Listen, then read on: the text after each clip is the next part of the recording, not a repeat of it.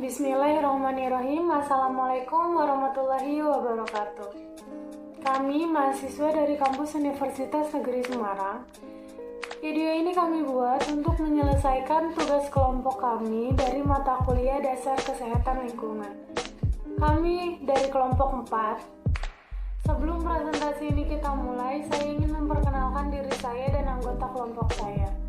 Saya Rizky Nur Fadila Nasution, dan anggota kelompok saya ada Muhammad Rajas, Miladina Prabasanti, Akmal Faroz, dan Alicia Asyauli.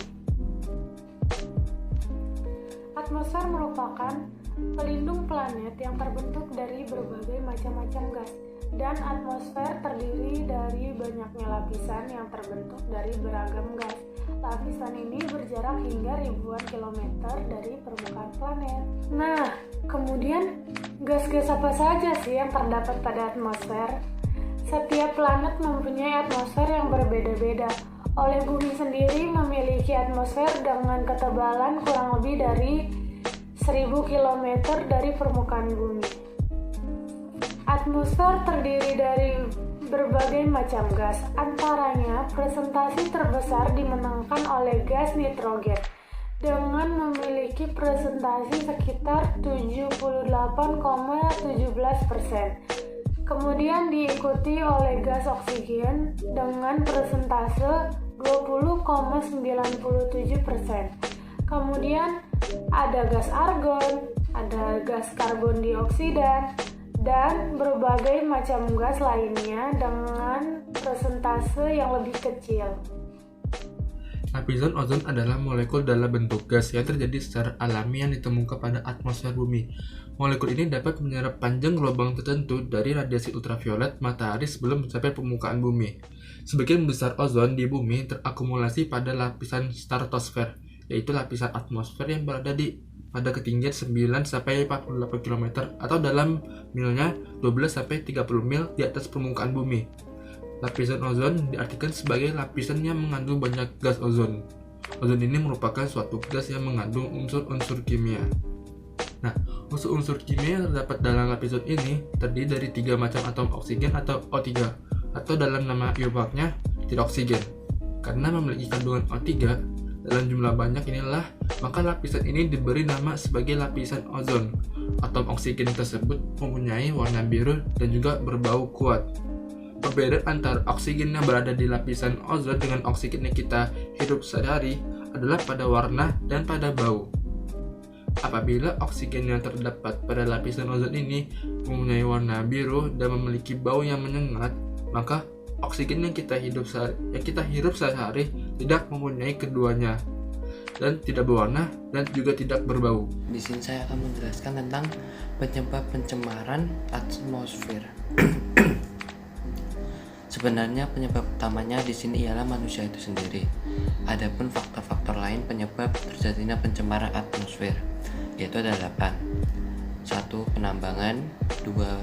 Pertanian, 3. Listrik, 4. Asap pabrik, 5. Limbah rumah tangga, 6. Kendaraan bermotor, 7. Asap rokok, dan yang terakhir itu gunung berapi.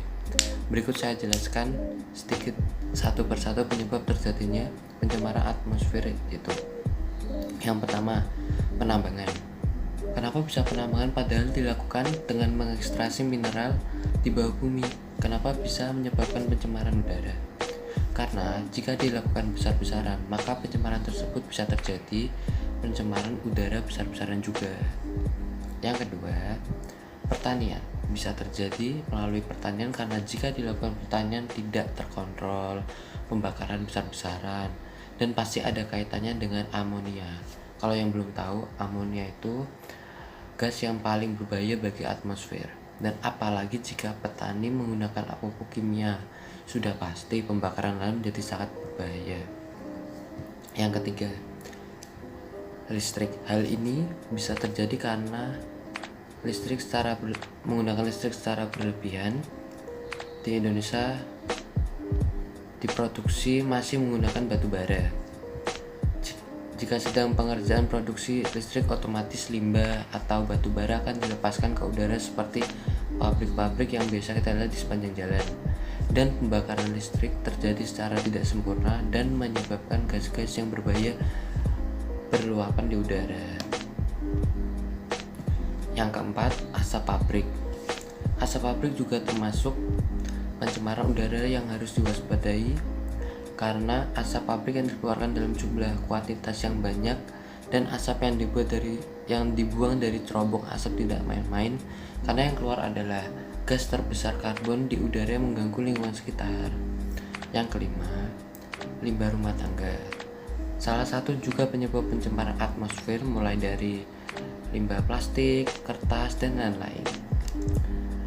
Karena pada akhirnya limbah ini akan dibakar dan pencemaran telah terjadi. Memang lebih efektif mengurai sampah dengan membakarnya, tetapi faktanya bisa memicu timbulnya pencemaran udara. Yang keenam, kendaraan bermotor. Penggunaan kendaraan bermotor merupakan salah satu penyebab pencemaran udara yang paling utama. Mengingat apalagi pengguna kendaraan bermotor tiap tahunnya pun meningkat di wilayah perkotaan, yang juga menambah polusi ketimbang di daerah pedesaan, dan asap kendaraan menjadi penyumbang terbesar pencemaran udara. Yang ketujuh, asap rokok. Bagi pengguna rokok yang tidak peduli lingkungan, bahwasannya orang yang sedang merokok bisa menimbulkan pencemaran udara melalui asap rokok, apalagi rokok yang memiliki zat berbahaya bagi pernapasan siapa saja yang menghirupnya, seperti perokok pasif yang tidak melakukannya tetapi menghirupnya dari lingkungan sekitar. Dan semoga bagi pengguna rokok, jika ingin merokok, lakukanlah di tempat yang sudah ditentukan dan bukan di tempat umum.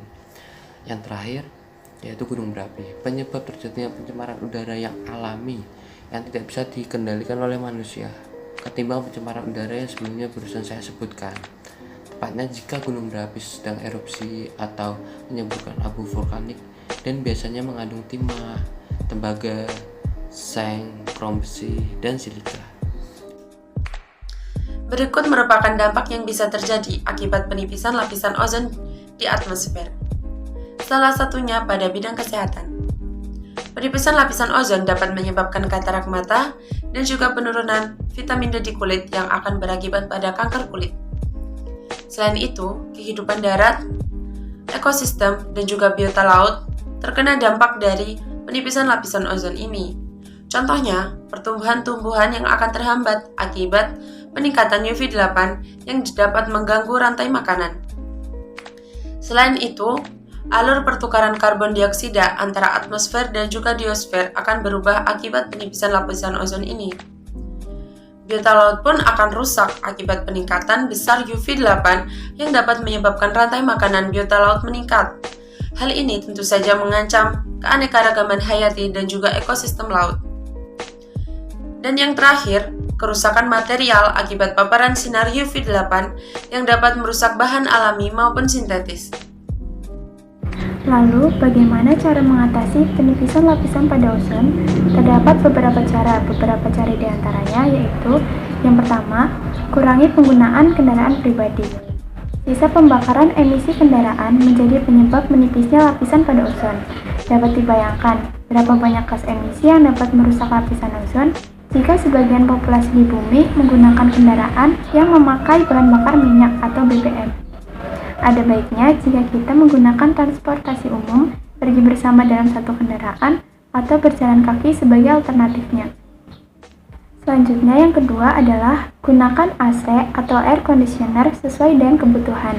Jangan menggunakan AC selama berjam-jam, apalagi selama 24 jam. Penggunaan pendingin ruangan setidaknya selama 1 jam setiap harinya selama 1 tahun akan menghasilkan emisi sebesar 160 kg karbon dioksida. Selanjutnya yang ketiga adalah matikan lampu atau peralatan listrik yang menyala jika sudah tidak digunakan. Tahu nggak sih, penggunaan barang yang memerlukan listrik ternyata juga ikut mempengaruhi kondisi lapisan ozon. Banyak orang yang mungkin tidak menyadari akan hal ini. PLN atau perusahaan listrik negara menghasilkan listrik dengan bahan bakar batu bara. Sisa pembentukan batu bara sendiri dapat menghasilkan karbon monoksida yang juga berperan dalam penipisan lapisan ozon.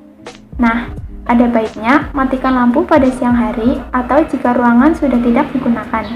Dan pastikan untuk selalu mematikan semua peralatan yang menggunakan listrik sebagai sumber dayanya setelah digunakan atau jika ingin meninggalkan rumah.